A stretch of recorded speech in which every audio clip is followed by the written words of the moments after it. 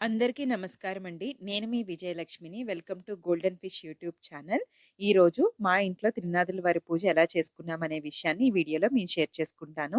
మన ఛానల్‌ని మొదటిసారి చూసినట్టయితే తప్పకుండా లైక్ చేయండి, షేర్ చేయండి, సబ్స్క్రైబ్ చేసుకోవడం మాత్రం మర్చిపోవద్దు. వీడియోలోకైతే వెళ్ళిపోదామండి. మనం ఈ కార్తీక మాసంలో ఏదో ఒక ఆదివారం రోజు త్రినాదుల వారి మేళా చేసుకుంటాం కదా!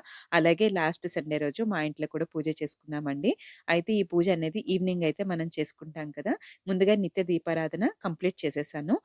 నా పూజా వీడియోస్ చూసిన వాళ్ళకి తెలుస్తుంది. నాకు పూజ గది సెపరేట్‌గా రాలేదు. హాల్‌లోని డోర్ బ్యాక్ సైడ్ వచ్చిందనమాట. అందువల్ల ఏ ప్రత్యేక పూజ చేసుకున్నా ముందుగా నిత్య దీపారాధన ముందు నేను కంప్లీట్ చేసుకున్న తర్వాతే నేనిక్కడ అరేంజ్ జేసుకోవాలి. అలాగే సంధ్య దీపం కంప్లీట్ అయిన తర్వాత కిందన శుభ్రపరుచుకొని ముగ్గునది వేసుకున్నానండి. ఇక్కడ మనకి తిరునాదుల వారికి సెపరేట్‌గా దీపారాధన చేయాలి. అలాగే ప్రసాదాలు పెట్టాలి కదా! అందువల్ల నా దగ్గర 2, 3 రకాల పీటలున్నాయండి. అందులో పెద్ద సైజు వెడల్పుగా ఉన్నదైతే తీసుకున్నాను. మనకిలా పెట్టుకున్నట్టయితే నైవేద్యానికి, కలశానికి, దీపారాధనకి బావుంటుందనమాట. అలాగే ముగ్గునైతే ముగ్గురికి సెపరేట్‌గా వేసుకున్నాను. పసుపు, కుంకుమ, అక్షింతలు వేసుకొని, కొన్ని బియ్యం పోసుకొని తిరునాదుల వారి ఫోటోనైతే పెట్టుకున్నాను. మేము తిరునాదుల వారి ఫోటోలోని ఆవు, దూడ, శివలింగం ఉండేది చూసుకుంటాము. ఎందుకంటే మాకు నెక్స్ట్ డే కామధేను పూజ ఉంటుంది. ఈసారి ఎప్పుడైనా మీతో షేర్ చేసుకుంటాను ఆ పూజ గురించి. అలాగే స్వామివారికి దండన సమర్పించుకున్నాను. కమలాలండి మీకు లాస్ట్ దసరా వీడియోలో చెప్పాను కదా! అవి కమలాలు మనకి విచ్చుకోవాలి అనుకుంటే మధ్యలోని నేను సిల్వర్ ఫ్లవర్ అనేది గుచ్చిపెట్టాననమాట.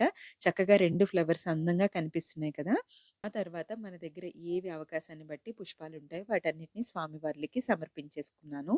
అసలు కమల పూలు పెట్టేసరికి ఎంత కలొచ్చేసిందో అనిపించింది.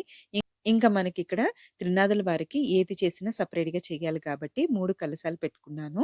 మనకేంటంటే కలశంలో వాటర్ పోసుకునేటప్పుడు కొంచెం తక్కువ చేసి పోసుకుంటే మనకి కొబ్బరికాయ పెట్టుకున్న తర్వాత అవి బయటికి రాకుండా జాగ్రత్తగా చూసుకొని చెక్ చేసుకొని తర్వాత వేసుకోవాలి. ఇక్కడ కలశాలకి బొట్లు పెట్టేసుకున్నాను. కొబ్బరికాయకి పసుపు రాసి బొట్లు పెట్టుకొని ఇంకా స్వామివారికి సమర్పించేశాను. అలాగే ప్రసాదాల కోసం మనం మర్రాకులు ఈరోజు వేసుకుంటాం కదండీ! అలాగే మర్రి ఆకులు వేసుకొని తమలపాకులు వేసుకొని దాని మీద దీపారాధన ప్రమిదలైతే పెట్టుకున్నాము. మనం ఈ పూజకి ఖచ్చితంగా మనకి బ్రాస్ అండ్ సిల్వర్ ఉన్నా సరే కూడా మనం మట్టి ప్రమిదలే కంపల్సరీ వాడాలి. మనకు కథలో కూడా అన్నీ వివరంగా ఎక్స్‌ప్లెయిన్ చేసి చెప్తారు. ఇంక ఇన్ని దీపాలు ఎందుకు పెట్టానంటే నేను ఎప్పుడు ప్రత్యేక పూజలైనా సరే కూడా ఇంట్లో ఎంతమంది ఉంటే అంతమంది చేత కూడా దీపారాధన చేయిస్తాను. మనకి ఈ పూజలో ముఖ్యంగా కావాల్సినవండి మర్రాకులు, మామిడాకులనమాట. ఇంకా స్వామివారికి ఆ 2 కూడా నేను సమర్పించుకున్నాను. ఎంత కళగా స్వామి అయితే నాకు కనిపించారో. ఇక్కడ తాంబూలం అండి. మనము ఏది పెట్టినా సరే కూడా త్రినాథుల వారికి అన్నీ సెపరేట్‌గా పెట్టాలి గాబట్టి, ముగ్గురు స్వాములకి తాంబూలాలు ఇలా అరేంజ్ జేసేసుకున్నాను. మనం అన్నీ పెట్టుకున్న తర్వాతే లాస్ట్‌లోని దీపాలకి నూనె వేసుకున్నామనుకోండి, ఎక్కడ ఏది డిస్టర్బ్ అవ్వకుండా ఉంటుందనమాట. ఇంక నేను ఇవన్నీ అరేంజ్ చేసేసుకొని, ఆ తర్వాత మనకి ప్రసాదాలు ఇందులో ఉండేవేమి ఉండవు కదండీ! అటుకులు, శనగపప్పు, బెల్లము ఒకటి పెడతాము. చలిమిడి, వడపప్పు అయితే పెడతాము. ఇంకా 2 చేసేసుకొని ప్రసాదాలు సమర్పించి పూజ అయితే స్టార్ట్ చేసేసాము. ఇక్కడేంటంటే గడప దగ్గర దీపాలైతే పెడుతున్నాననమాట. ముందుగా గడపకు పూజ చేసుకుందాం అని చెప్పేసి వెళ్తున్నాను నేను. ఇక్కడేంటంటే ముగ్గు ఈసారి కొంచెం డిఫరెంట్‌గా వేశాను. ఈ మధ్య ప్రింట్స్ వేస్తున్నాను ఎక్కువగా అని చెప్పాను గదండీ! అలాగే ఈసారి డిఫరెంట్ డిఫరెంట్ డిజైన్స్ కాకుండా ఒకటే డిజైన్‌ని రిపీట్ చేశాననమాట. చాలా అందంగా అనిపించింది.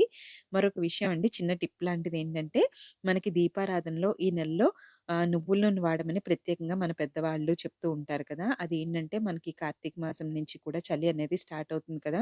ఈ టైంలో జలుబు చేయడము, ఇన్ఫెక్షన్స్ త్వరగా అవ్వడము, లంగ్స్ ఛాతీ పట్టేసినట్టు ఉండడం అలాంటివన్నీ కూడా మనకి నువ్వుల నూనె దీపారాధనతో వచ్చే పొగ ఉంటుంది కదా! దానివల్ల మనకి చాలా లంగ్స్ అనేవి క్లియర్ అవుతాయన్నమాట. ఆ పొగ వల్ల. అలాగే ఒత్తిన కాలిన పొగ వల్ల కూడా చాలా హెల్త్‌కి మంచిది. అందుకోసం ఆ విషయాన్ని చెప్తారు. అలాగే ఇంకా దీపారాధన కూడా ముందుగా గణపతుల వారి నుంచి స్టార్ట్ చేసి పూజనైతే స్టార్ట్ చేశామండి. ఇంకా నేను ఇంట్లో ఎంతమంది ఉంటే అంతమందికి కూడా దీపారాధన చేయిస్తానన్నమాట. ఈరోజు పూజకైతే మా ఇద్దరి చిన్న తోటికోడళ్ళు పిల్లలొచ్చారు మొత్తానికి.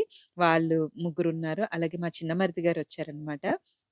ఇంకా వాళ్ళందరికీ కూడా నేను ఏ పూజైనా సరే కూడా ఇంట్లో ఎంతమంది ఉంటే అంతమందికి దీపాలను అరేంజ్ చేస్తాను. పూజ అయితే చాలా చాలా చాలా బాగా జరిగిందండి.